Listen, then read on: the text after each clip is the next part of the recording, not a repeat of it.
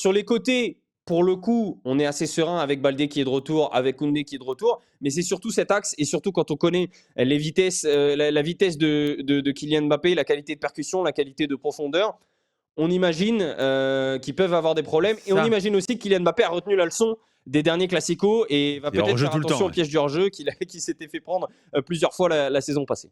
Et puis il est beaucoup plus en forme cette année. Ça va être un régal, un champ de course pour Mbappé.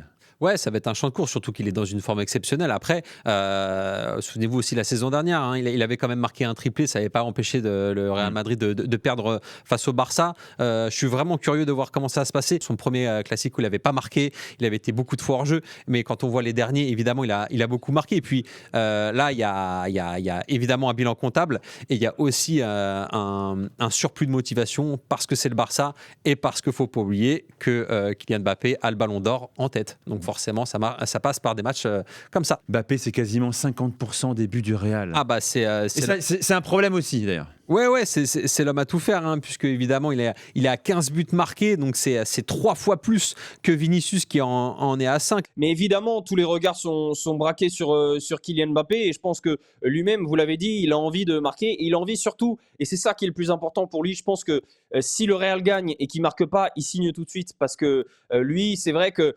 il a presque cette image maintenant du joueur qui marque beaucoup, mais qui n'arrive pas à faire gagner son équipe dans le Classico. Et il a envie de changer cette image. 4 défaites de suite, la 5e serait historique. Et donc lui, évidemment, comme tous les autres joueurs, veut absolument éviter ça. Et je pense que s'il y a bien un joueur qui est armé pour faire mal à cette défense du Barça, c'est Kylian Mbappé, et je serais surpris de le faire.